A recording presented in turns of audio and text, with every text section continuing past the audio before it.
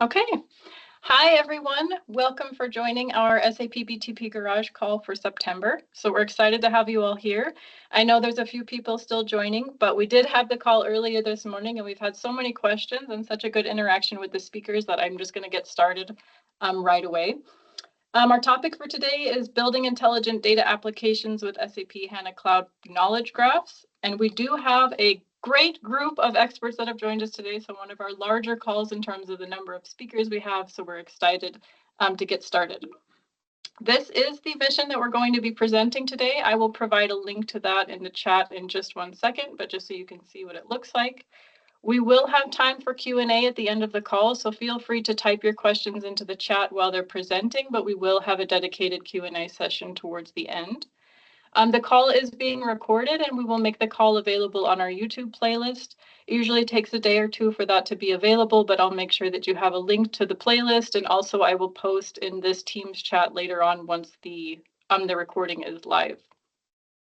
For our speakers today, we have switching slides, we have Unadi Hasia, Vivek RR, Priya DaCosta, and Akanksha Kulkarni. So I'm very excited to have them all with us today. We had a couple of them in our session last year, so I'm excited to have some of our experts back. But like I said, we did have a great session already this morning. They are experts on the topic, experts in a variety of areas as well, so don't be shy with your questions later on. As you guys know, if you've joined us before, we do offer this virtual format for the SAP BTP Garage, but we also have in-person workshops specifically for partners. And just recently, we actually added an events tab to the SAP Discovery Center homepage. So if you're wondering what's going on in the future, that's the best place to look. We also have the BTP Garage listed there. So if you want to provide the registration link for any other of your colleagues that might be located in a different time zone than this one, feel free to point them there as well. And with that, I will hand over to our speakers for today. Enjoy the call and looking forward to the discussion later on. Thank you, Cecily. Yeah, audio. Thank you. Hi, everyone.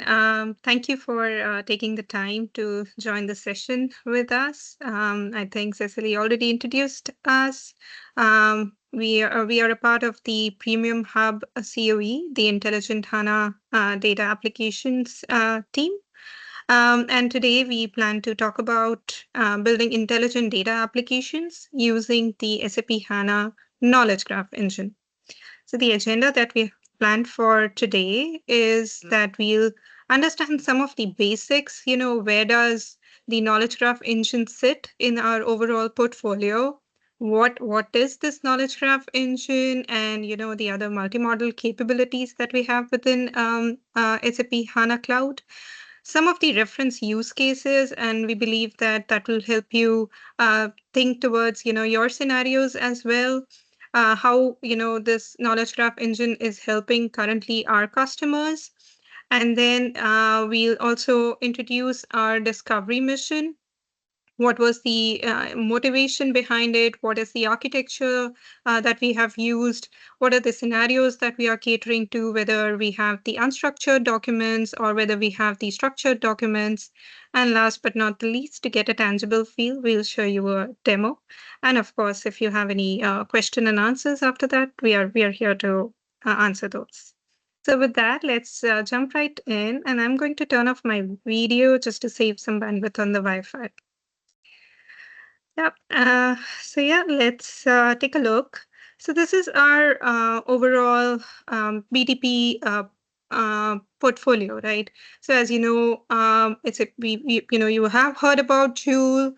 So Joule kind of helps us in assisting some of the application development, and also helps with automation and integration. And Joule is also a part of our data and analytics tools. Besides that, we have the whole, AI foundation in which we have the AI services and also the lifecycle management. We have the generative AI hub, which houses all these large language models from different providers such as Microsoft, Google Cloud, Meta, etc. And we also have the SAP HANA Cloud, in which the engines such as the vector engine or the knowledge graph engine were introduced. Now, if you may be thinking, how is it that I can leverage this, right? So think of this, right? Let's say you are still still a ECC customer, or you're still, or maybe you're an S4 customer, but you're not on Rise at the moment, but you still wish to build some custom AI applications in a clean core manner. This is something that you could leverage. And we'll see what type of applications, like, the GraphRAG applications, and we'll see a demo also, right? So if you have this intention to build like a RAG or a GraphRAG application, these are some of the tools that you can leverage within HANA Cloud.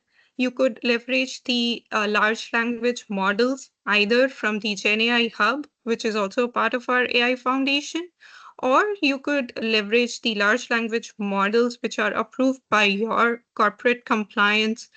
Sometimes we understand from customers that they only have the large language models approved from, let's say, Azure or GCP, but you can still leverage HANA Cloud for its engines that it provides for building the applications, but you could leverage the large language models, the ones that are approved by your compliance. So now if we go on to the next slide, we'll look at, this HANA Cloud from like a holistic perspective, right?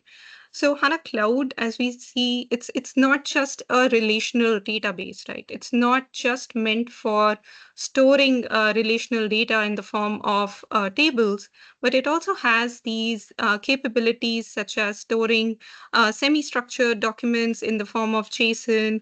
You can store spatial information together with your business data.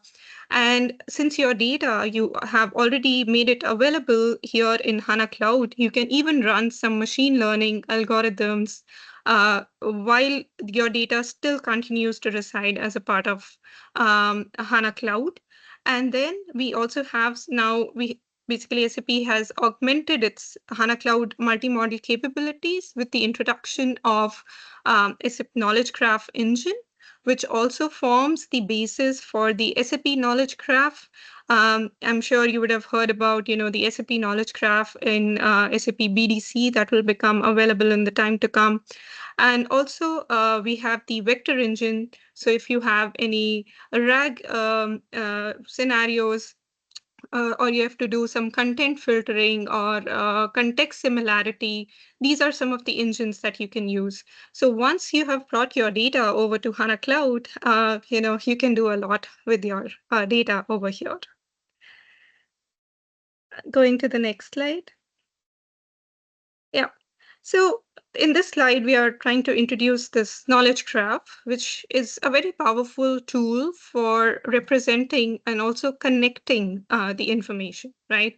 So the knowledge graph, it can map out real world relationships. So in this particular case, we are showing movies, right? So it connects a director like Steven Spielberg, the movie Jurassic Park, and the associated studios, the release years, and sequels. So by linking these entities and their relationships, a knowledge graph basically helps us understand how these facts are related, and it helps us enable some smarter searches and even deeper insights.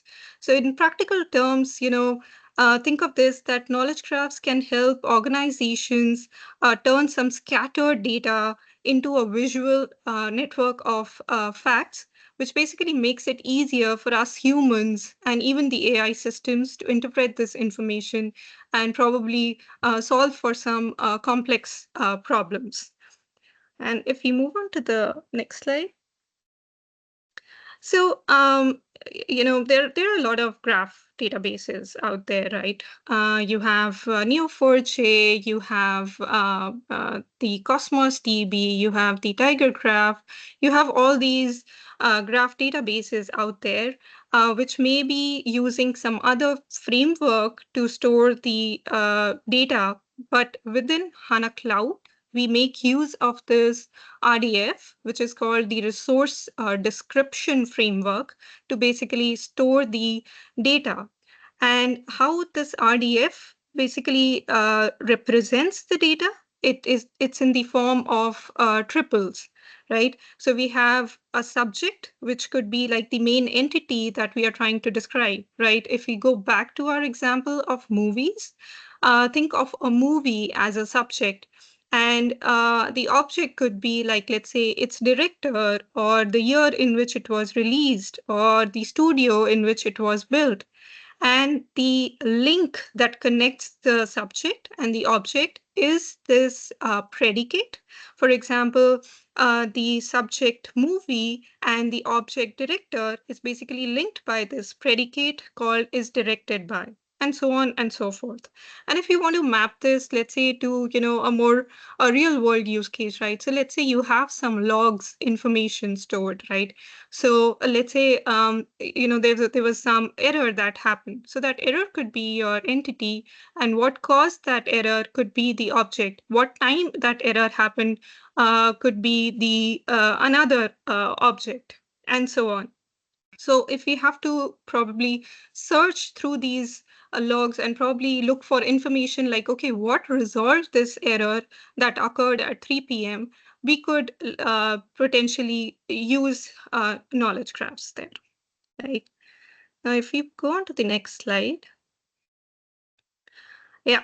So within HANA Cloud, if you have to store the triples, this is how it looks like. So on the left side, we are showing that this is one unstructured document, which is nothing but an SAP note. If you want to build, let's say, a triplet on this information, because in natural language you would want to search through this information, this is how the triplet would look like when you store it in the HANA Cloud. And in order to query this, we use something called a SPARQL. So that's what you see on top of the triples. We have a SPARQL or Spark query language, using which basically we query the HANA Cloud knowledge graph. So, there are different types of graph databases, right? Like I mentioned earlier, Neo4j or maybe Cosmos DB. They use different query languages, like Cosmos DB, for example, uses Gremlin, or Neo4j uses Cypher, and that depends basically on the data model they use. And now, for property graph databases, often we often use those languages, but for HANA Cloud Knowledge Graph, it's based on RDF. So we use this SPARQL as the query language. Yeah. And if we go on to the next slide. Yeah. So this is basically the SPARQL that I was referring to. Different databases have different query languages. For HANA, we have this SPARQL. And what's cool with this SPARQL is that you can choose to write, your own SPARQL. It looks very similar to a SQL, but you can even take help from the large language models to actually generate these SPARQL queries. And we'll see this. You'll see this as a part of the discovery mission, and basically you'll see this as a part of the discovery mission. So yep, that's cool that with large language models we can actually generate this SPARQL query automatically from natural language questions, and it basically makes easier for people to query complex data without having to learn the syntax in detail. But if you think about it, it's not a very difficult syntax. It's very similar to how we are used to writing the SQL. So if we go on to the next slide. Yeah. So as we said, in order to query the knowledge graph engine in HANA Cloud, we use this SPARQL. But what also HANA provides you are these SQL functions or procedures. So think of this, that you are actually wrapping your SPARQL in a SQL with the help of these procedures or table function. So basically these procedures or table functions, they help to embed a SPARQL, either a select or even an insert into a SQL statement. And currently, we can consume it either via, directly via SQL, as you saw in the screenshot a little bit earlier, or we can even call this in a Python application. Okay, we move on to the next slide. Yeah, so I think we talked about the knowledge graphs and how we could query that. There are some prerequisites for you to start using the knowledge graph engine. It was introduced in the Q1 of 2025. So I assume if you're using HANA Cloud, you're already higher than that patch. So you have the functionality available, but you need to go and enable the triple store on the HANA Cloud Central. And another prerequisite is that you should have at least 3 virtual CPUs. But yes, of course, the recommended is that you work with 8 virtual CPUs. And also, there are some memory consumption and sizing considerations guide, depending on how big your triplet is, you would require some memory to store these triplets. So yeah, those are some good to know things and some prerequisites in order to start using the knowledge graph engine. So with that, I hand it back to Vivek. Thank you, Unnati. You can still hear me, right? Yes, Vivek. Yep, you're good.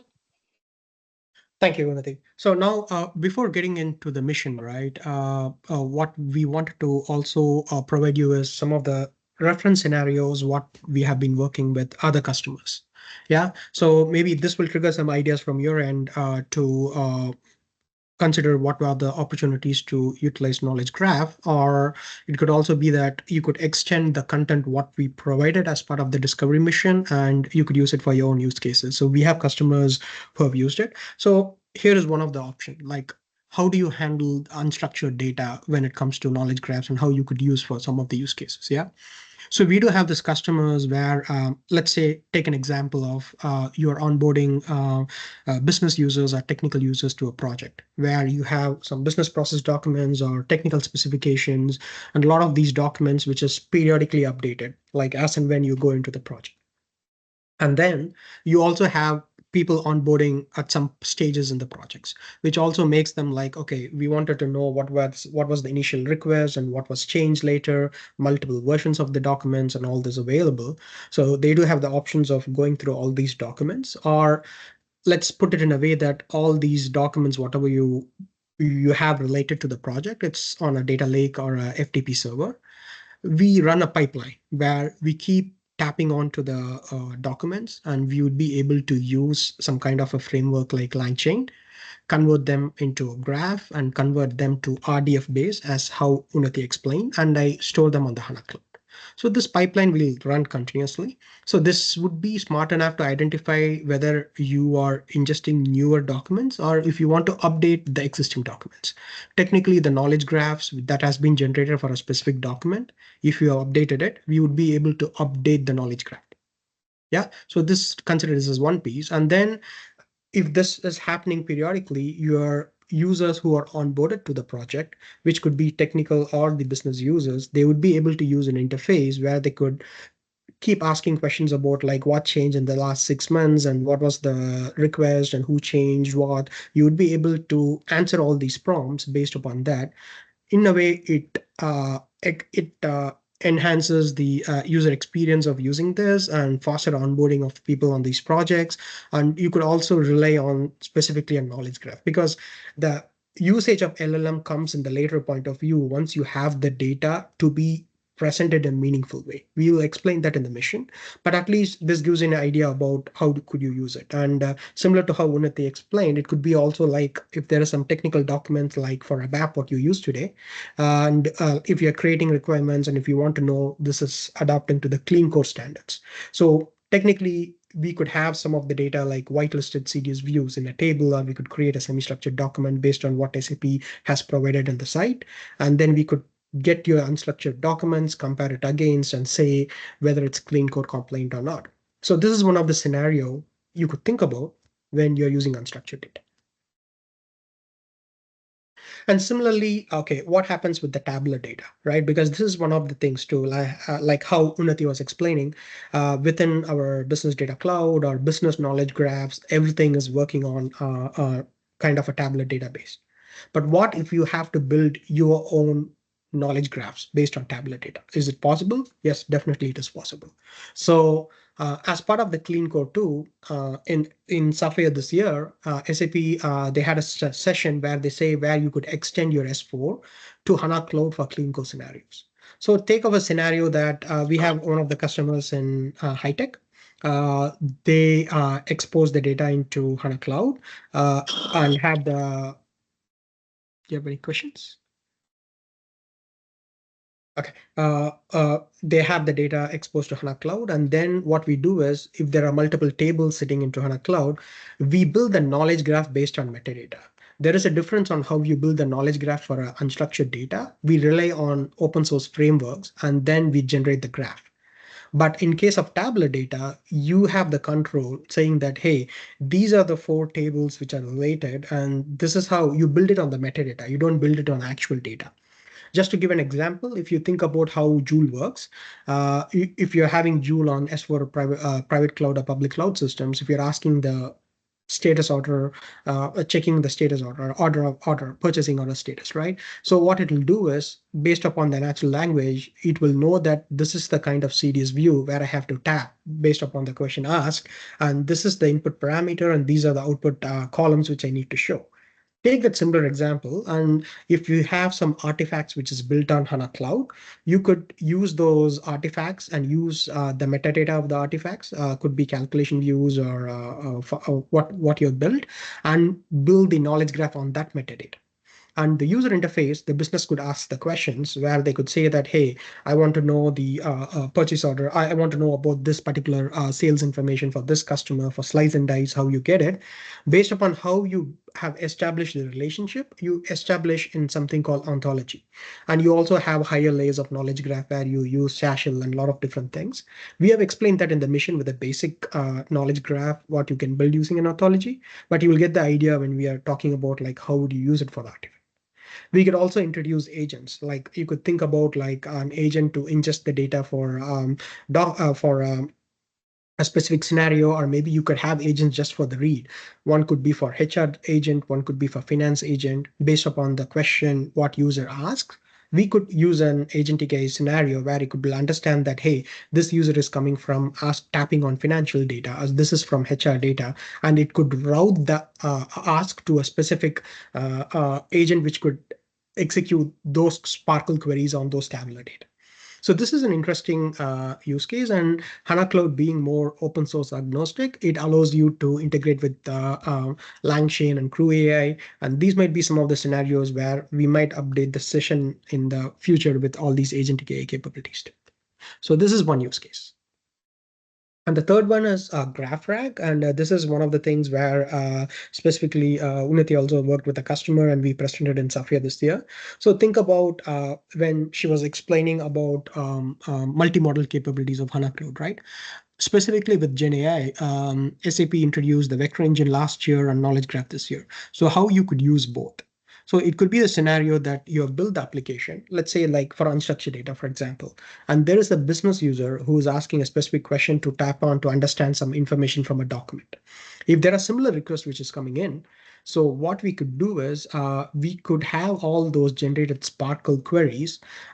We could capture those queries and store it in HANA vectorized, meaning that when a user asks a query, the query gets converted to a vector using the LLMs. It could be either SAP's Gen AI Hub or your approved, like either from Azure embeddings or it will be from Google Gecko, however you want. So basically, we convert them to vector, and then we go and tap on the vector store to understand like, hey, do a similarity search to understand if such a query has been executed in the past. If the query is executed, we simply take that SPARQL query and execute a knowledge graph. If such a query hasn't been executed, then we generate the SPARQL query based on the dynamic request from the user prompt and generate it. And then once you have the response, use the prompt template to be presented in a more presentable way and send it as a response. So if you think about all these different use cases, right? We talked about using an unstructured, a tabular, and a GraphRAG use cases. So these are like common scenarios, what we have seen till now, where customers are using for knowledge graph. If any of these trigger some interest from your end, the corresponding repositories we have added in the part of the mission, it will also help you extend. And more importantly, when you go through the mission, we also provide you support. So whenever you have started the mission, please feel free to ask the questions through the mission chat, and we'll be more than happy to support you for it. And with respect to the mission itself, right? So I believe this Cecily has already shared the link for the mission.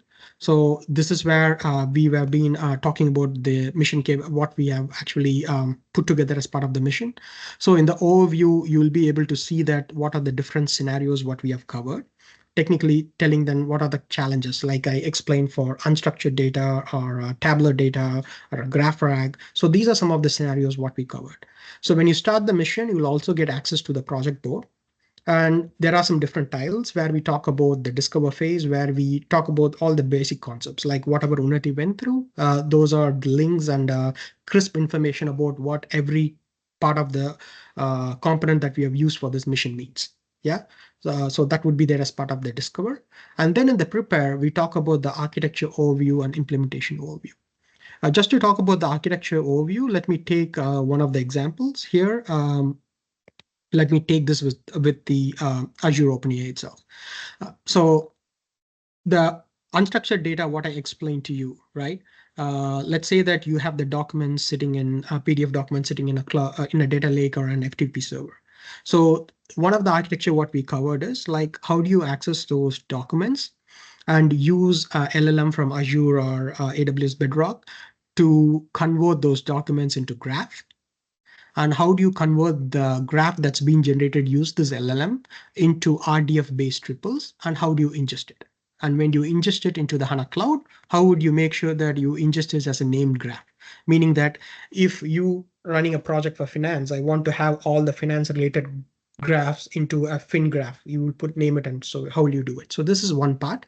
And the second part is once the knowledge graph triples are ingested, how would a business user execute it? Like we have given it using the Python tool, how you could retrieve the triples by asking certain prompt, and how it talks to knowledge graph, retrieves the triples using SPARQL, and how the response is generated and presented to the user. We are covering it both for the unstructured data and also for the tabular data. So going through this whole flow, right? So if you have to see in which part of the mission we have covered.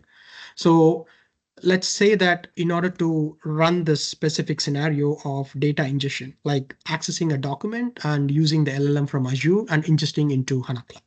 So basically you would need access to the document, access to LLMs, access to the Python script that will ingest the data into HANA Cloud. So these are the three steps. So specifically for those three steps, access to the LLMs, we have given you options here where we have said, like, if you already have subscription to GenAI Hub, you could be able to access the LLM, the steps are there. Or if you're using Azure OpenAI, basically we have given the link. If you're using the Azure OpenAI, you would be able to go and set up the Cloud Foundry and you'll have access to it. And basically we have also covered the access part to you. And more importantly, as a part of this session, we are also covered that once you have access to the LLMs, what is the code repository, or what is the specific PDF document you would use? And I've just shown you in this example, the same thing what Unnati showed, but this is a document is also part of the mission. You will be able to access the document from here. We have put it in a SharePoint. And all the Python scripts we have added in the code repository here for the unstructured data in the code repository. And you'll be able to see all the different scenarios here specifically for this specific architecture. So this is just an example about how you navigate through the mission for a specific access and then how you have access to the Python script. And in the implementation scenario, what we have covered is also the different implementation scenarios. Like if you're using Python, which are the scenarios where you have to use GenAI Hub, and which are the scenarios you use AWS or Azure OpenAI, and where is the HANA Cloud involved for those scenarios. So when you say scenario 1 to 5, this literally means that these are the scenarios we are talking about. Scenario 1 to 5, where we are given the data for Python. And similarly, scenario 6 and 7 is for the app, and we have covered it in a separate repository, but you will be able to get it from the mission, which Akanksha will cover later. So this is the on a high level on how we will access a specific scenario for unstructured data. Now, to demo this part alone, right? So let me go through this mission for the same for this so that you get an idea. I have accessed the code for the same, and also the document. The source document is I've used this as a source document, and I have used this specific scenario to ingest the read the document and then convert it into knowledge graph and ingest into HANA Cloud. So if I go it on the system level, this is the scenario 2, which I was talking about. So technically what I'm trying to do here is this is the Python script, and Unnati, as she was explaining it, we would use Python for ingestion, and for retrieval, we will use SQL. So technically in the document, in the code itself, we have documented well enough, like what are the libraries you need to install and what are the mandatory things that you need to be there. So now if you are completely new in accessing Python and using for knowledge graph, then I would suggest you to look into this option of using the, for example, if I go for this scenario, using Azure triples, like basically you could use Colab.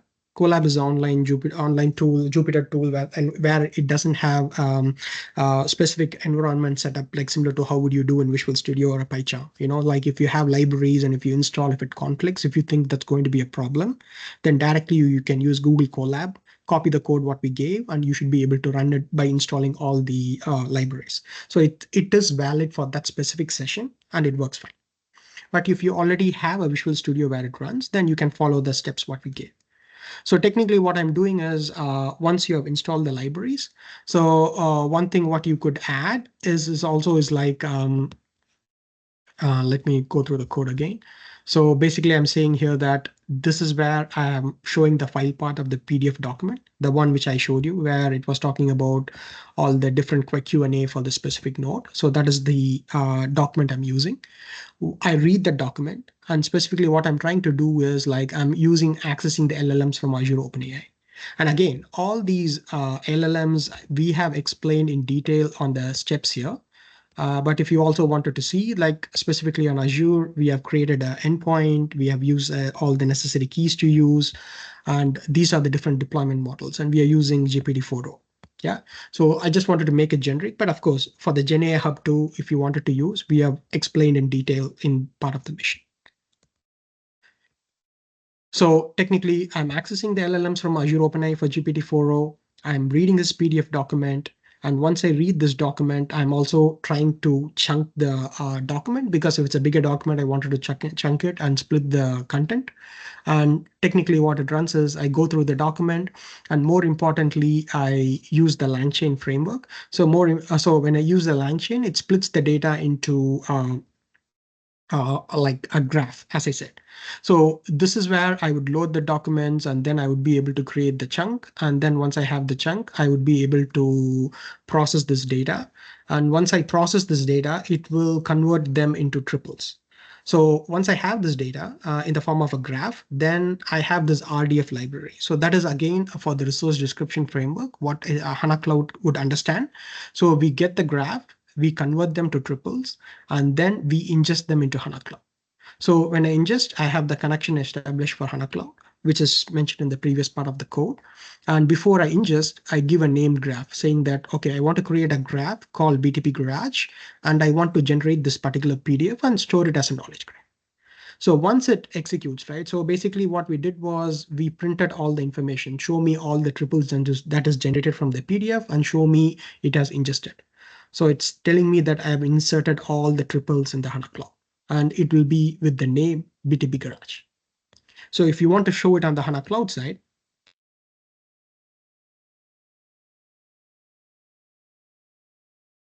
so this is how it would look like. So basically, I created the name graph using the Python script where we gave it as BTP Garage. So this is what I'm going to run. So show me the SPARQL specifically for BTP Garage, and show me at least 50 triples that got generated. So this is what happens once I execute the Python script. it goes into this name graph called BTP Garage and tells that, hey, this is all the information I extracted from those triples. So in order to show something specific from this document, right? So if I show you this document, I wanted to specifically see that what it has generated for this HANA hotspots. Yeah, so I can further go and filter. Let's say that I wanted to see all the triples with is very specific for HANA hotspots. So if I go and execute this, it shows me more information for this specific predicate alone, like subject alone. So if I say for the HANA hotspots, it says that, hey, I was able to get some information about the HANA hotspots. It's used for running for different reports, and it is a tool, it is a software, and all this information. So how it is getting this, if you see this text, that's where it means. Hey, HANA hotspots, it is used to run for different types of HANA reports, and these are the different reports, and this is released in certain time frame, and these are the other things it could do. So technically, the framework which helped us read this text and chunk it, and it was able to generate as the triples, it was able to convert this specific information, what we see here, into this format. So this is all related to HANA hotspots.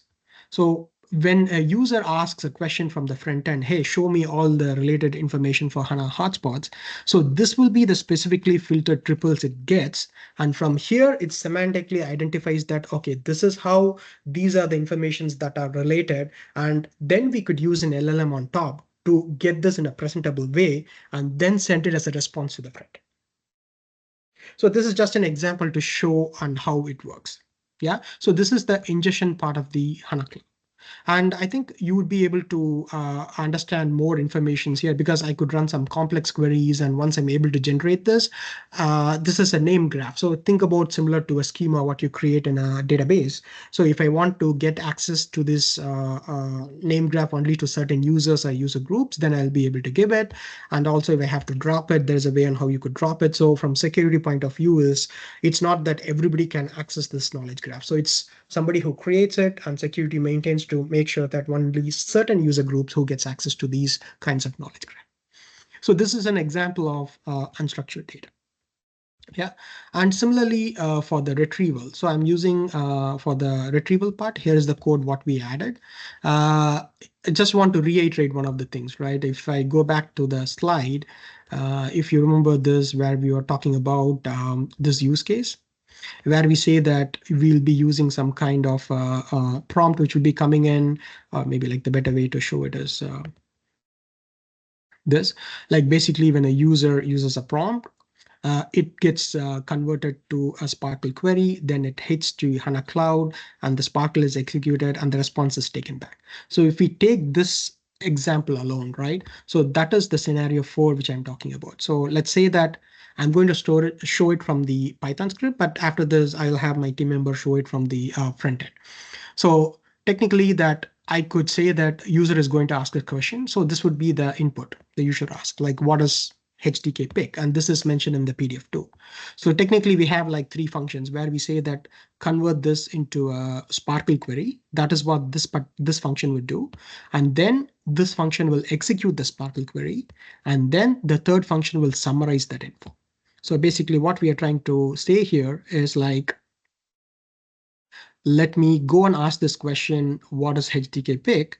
First, it will go and write the query, meaning that it will go and execute this specific function where we say that go and write this query for us.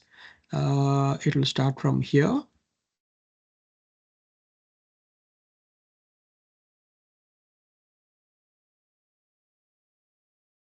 Write the query. So technically it will take the input, what is the HTK pick, and then it will go through the LLM to structure it. So we are also telling them like make use of the prompt to understand how to generate the SPARQL. So basically what we are saying is here is a prompt template. If somebody is giving an input to you, this is how you should generate the SPARQL, because knowledge graph can only use SPARQL to talk to HANA Cloud. So we are giving a prompt template on how a SPARQL has to be generated based upon the user prompt.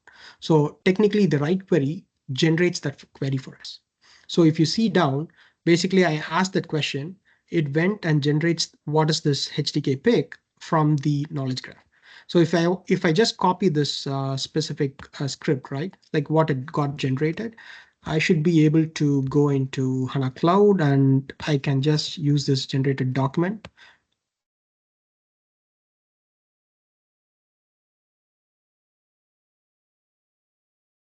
It'll show that this is the information what you can get about the HTTP. So that is the flow. So it generates that specific query and then it executes that query. So technically we are saying now that you have generated the query, go and execute the query on the HANA Cloud, get the response what you want. And once you have the response, remember we have to send it back to the user in a presentable format. So we are using another prompt to say that how it has to be presented and what is the LLM you have to use, and then it gives the response back. So technically in the front end, the user would navigate through all these knowledge graphs. And finally, what they would get is this specific response. Like I have not went through all this triples. I have understood whatever you have gave me. And finally, this is the response I'm going to summarize and give it to the user. So if you see, you ask using a natural language, it gets the triples from the knowledge graph. It reconstructs the text that has to be used based on the knowledge graph and sends to the user in a presentable way. So that's what this has been trying to do. So if you go back and try to see it on the mission level,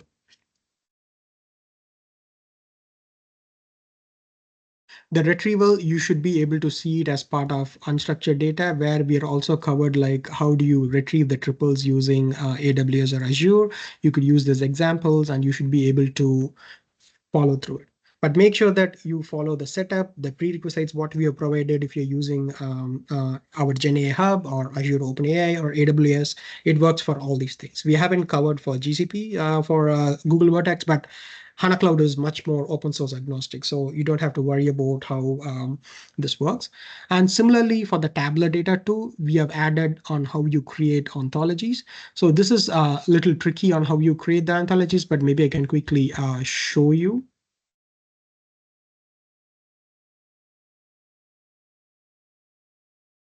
I think this is also there as part of the sorry, it's there in the same app. So this is where it is. Like, so you have something called creating the ontology here. We have just used the SPLite example. We just used the tables just to give you a reference to understand how you build an ontology for a tabular data.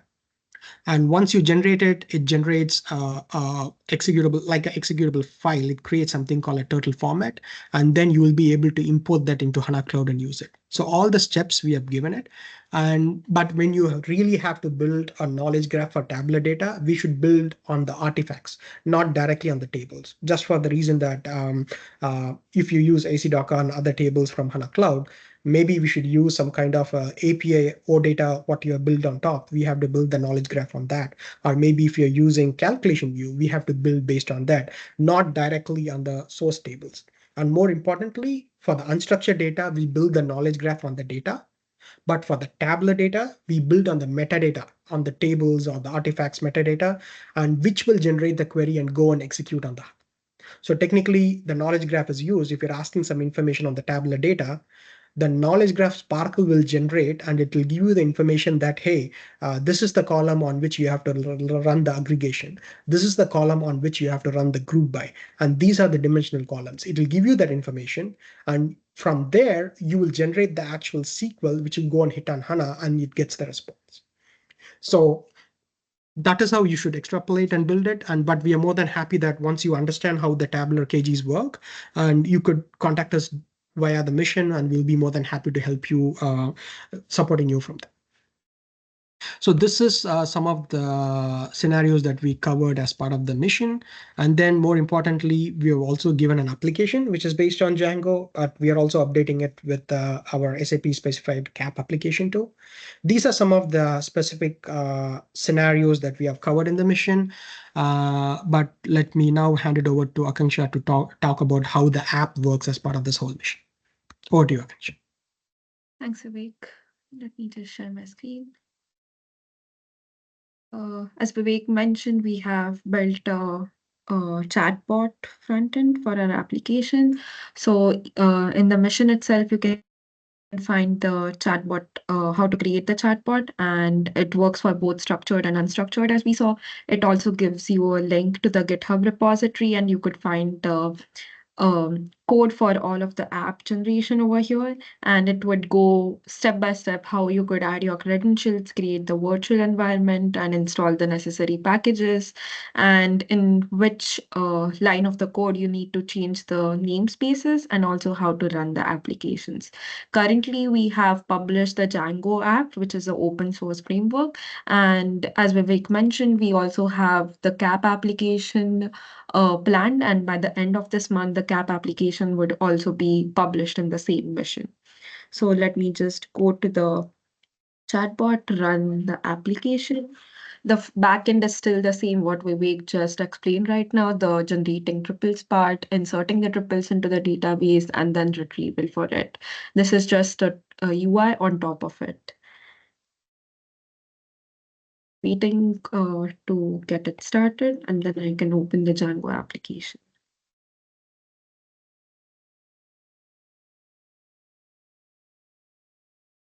All of this code is available in the GitHub, which is linked in the mission, so you could just go and try it out yourself as well.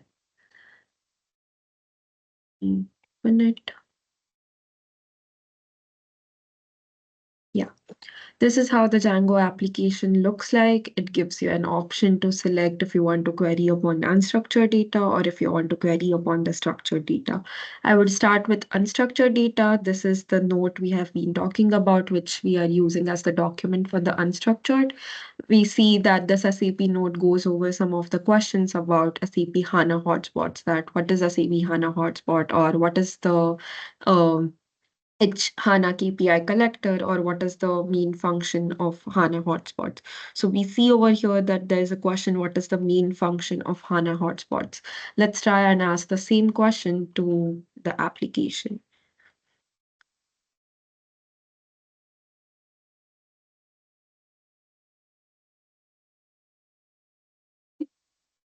Just copy the question from the mission, go into the Django application, enter my question. What is the main function of SAP HANA hotspots? I've selected unstructured data, and then I'll be pressing the submit button. It would show you that it's processing your query. What it would do is it would take the question, convert this prompt into a SPARQL query. Let's go into the terminal. I have printed out the SPARQL query, and let me scroll up to the query to see how it looks like.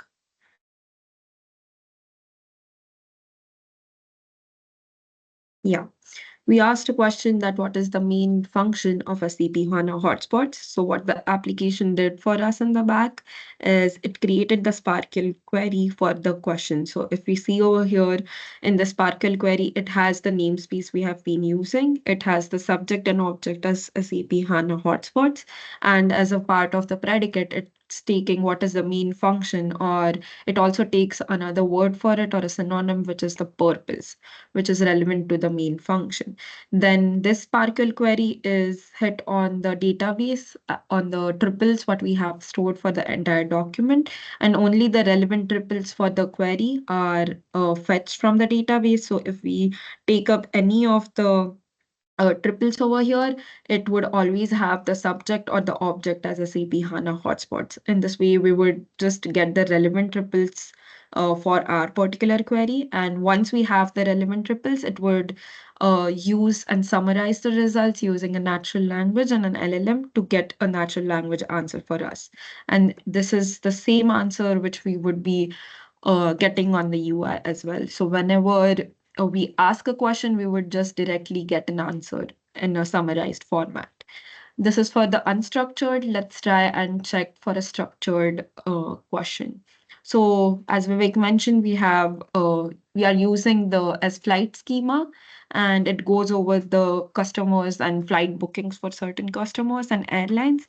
So I put up a question that show me all flight booking revenue for American Airlines.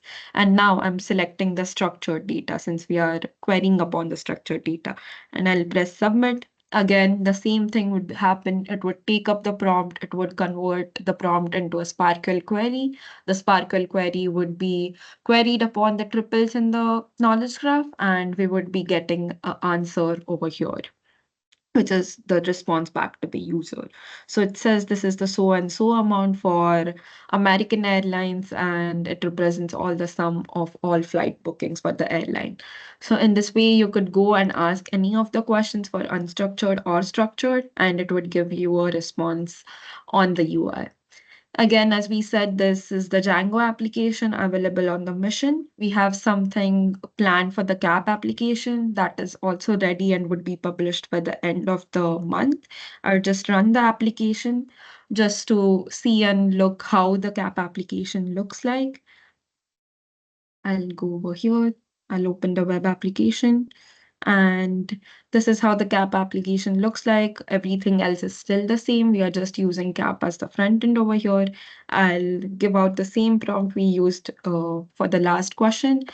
In the Django application, it would give you an option to enter the prompt. It would give a similar way to select unstructured or structured data. Since this question is related to a structured data, I'll go and select the structured data. And in a similar way, what was happening in the Django application, it would give out a response back to us saying what is the total flight booking revenue. And this CAP application would be published in the same mission, and let us know if there is any feedback, if there are any questions, and you could try it out yourself. And I'll hand it back to Vivek or Cecily if they have something to add on this. Thank you.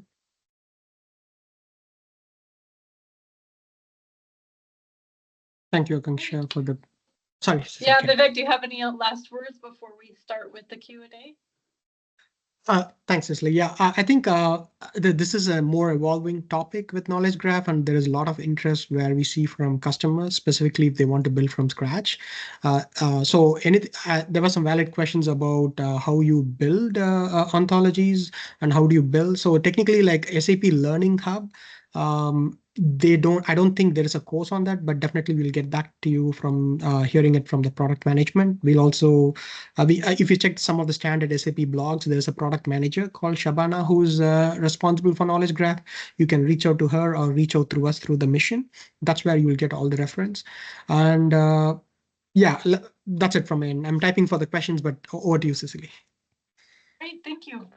Yeah, so thank you guys so much for the great presentations. There have been a couple of questions. Like I said, Vivek already answered the one on what's currently existing for other learning materials. So if you have any questions, now's the time. There were a couple of people who asked about the slide deck for today's call. We will make that available after the call as well. And like I mentioned earlier, if you joined late, the recording of the call will be made available on the Garage playlist, so you can check back there. One question is there any plan to publish any mission on CAP application on SAP HANA PAL, classic machine learning models using HANA CAP artifact generator? Yeah, that's a great question for Unnati. Yeah. Oh, sorry.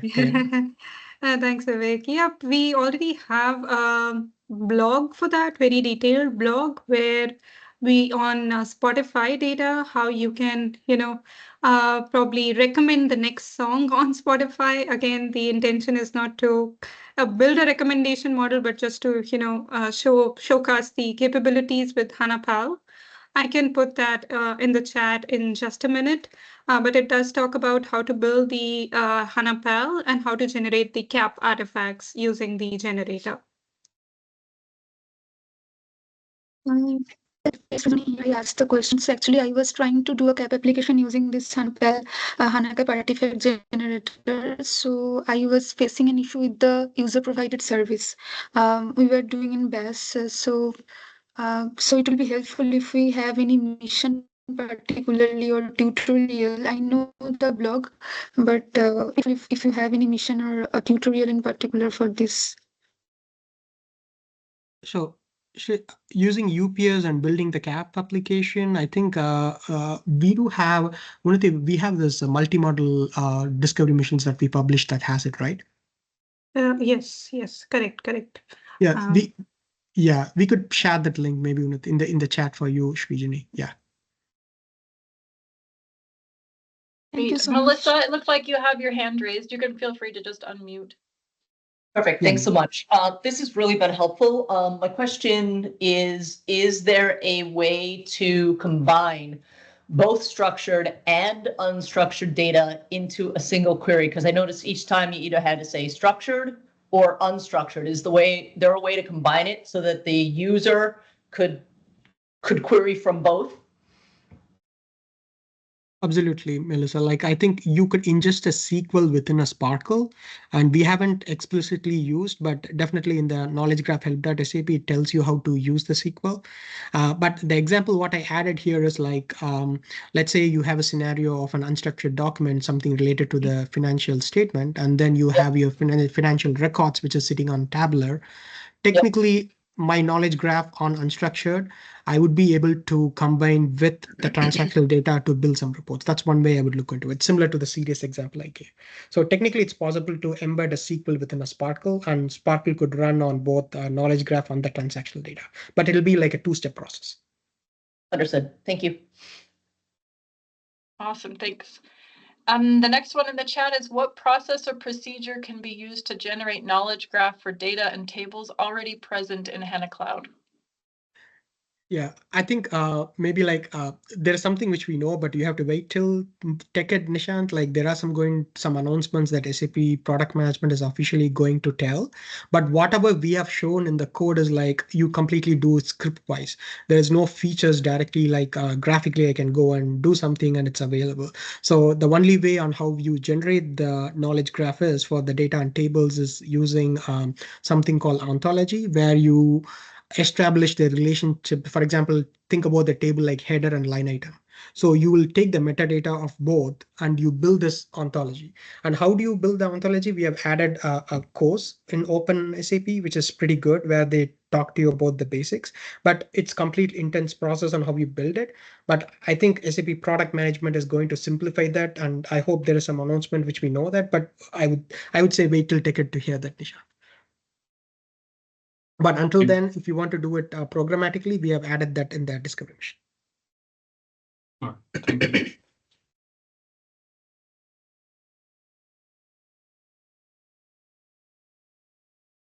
Thanks, Unnati, for adding the UPS. Yeah.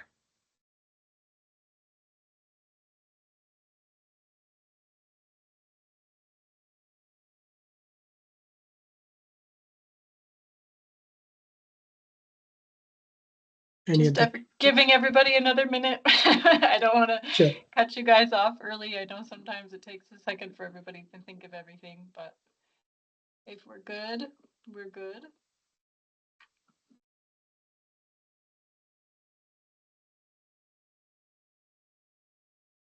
Okay, then I will take that as our cue that I will let our experts and you guys head out. But thank you everybody for joining today, and thank you to our experts for presenting everything, for preparing the mission and making it all available for our customers and partners. If you have any questions, feel free to reach out to me. I can also always contact the speakers later on. If you have any questions that come in later or also in the Discovery Center mission. So thanks everybody. Have a great rest of your day and hope to see you guys in our next session next month. Have a great day. Thank you. Thank you, everyone.